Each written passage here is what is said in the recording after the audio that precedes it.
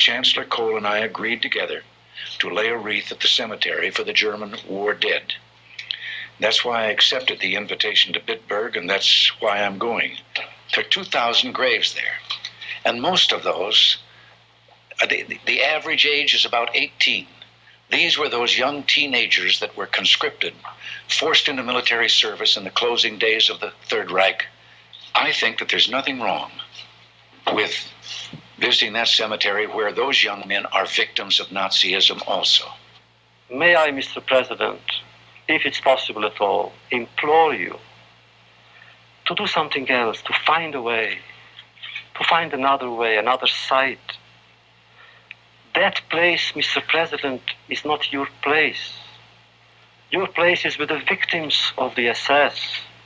The issue here is not politics, but good and evil. And we must never confuse them, for I have seen the SS at work, and I have seen their victims. They were my friends, they were my parents. The final word has been spoken as far as I'm concerned. I think it is morally right to do what I'm doing, and I'm not going to change my mind about that. Nearly 100 of the graves are those of men who fought in World War I, but at least 49 headstones are clearly marked SS and contain the remains of Nazi stormtroopers. The SS, originally the security arm of the Nazi Party, pledged allegiance to Hitler first, country second. By the end of the war, nearly 1 million Germans had worn SS uniforms. It was the SS that killed most of the estimated 6 million Jews who died in the Holocaust. It was the SS which massacred an entire French village, including 207 children. It was the SS that massacred American POWs, then used their bodies for target practice. And it was the SS which the Nuremberg War Crimes Tribunal designated a criminal organization. Although none of the 49 graves that contain the remains of the SS troopers has been identified as any trooper who took part in any of those massacres, it is, of course, something that has enraged many people that the president would stop by there. We're going to show you pictures now at Bitburg Military Cemetery outside the small village. And Chris Wallace is standing by there now. Chris? Well, Tom, we just arrived at the cemetery, and the first thing that you have to notice for all the sound and fury over the last few weeks is what a lovely, peaceful cemetery this is. Flowers marking each of the gravestones, and this apparently is unusual. It's been done by the people of Bitburg in the last few days as a sign of support for the fallen soldiers of World War II in this world controversy. There is going to be one addition to the ceremony. It's going to be a very short, very bare wreath laying, but in one more sign of reconciliation you can look for, Chancellor Kohl and President Reagan have invited 2 World War II foes to join them for this wreath laying. U.S. Army General Matthew Ridgway, one of the legendary figures of World War II, will accompany the President, and German Air Force General Johannes Steinhoff, a Luftwaffe veteran, will accompany Chancellor Kohl.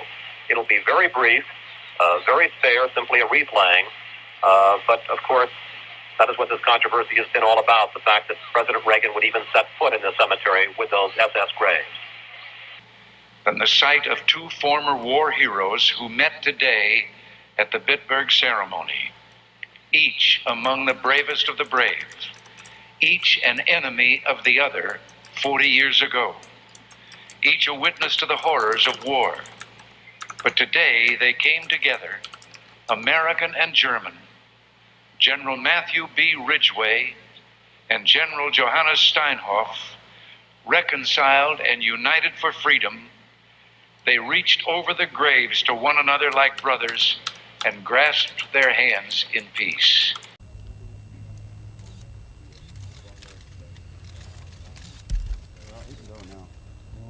Wrong way, Corrigan.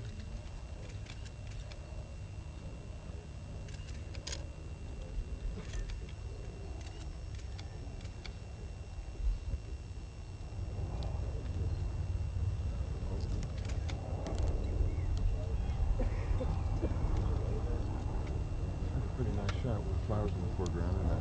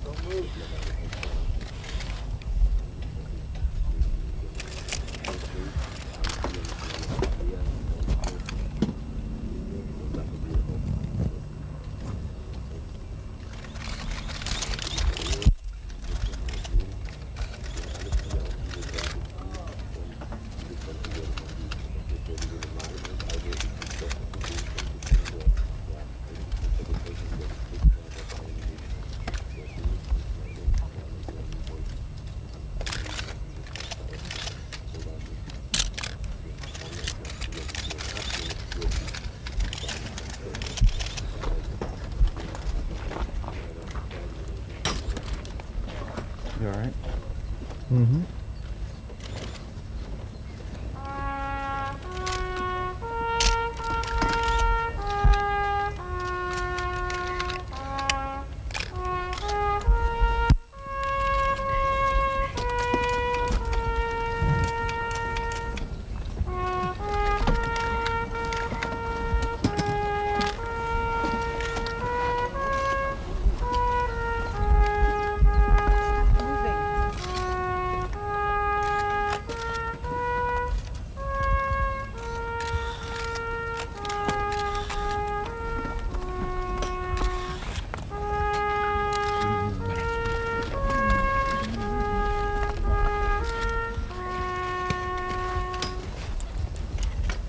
What's it like that?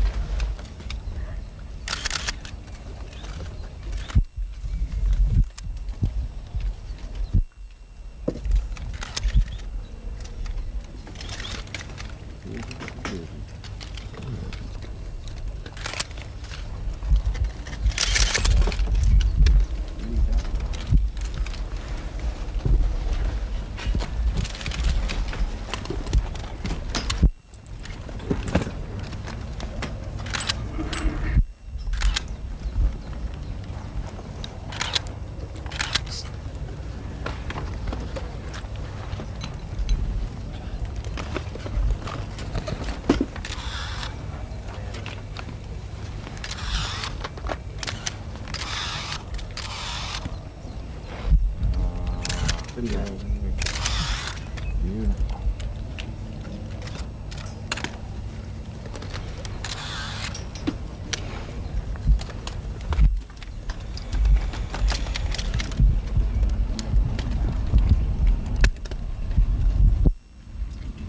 That's exactly where we are.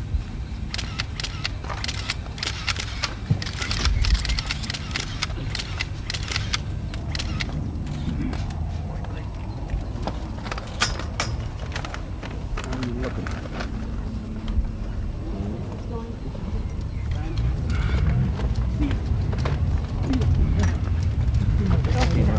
Thank you. Just a downing. I don't give it to Steve, to the event. Oh. I don't give it to the White House.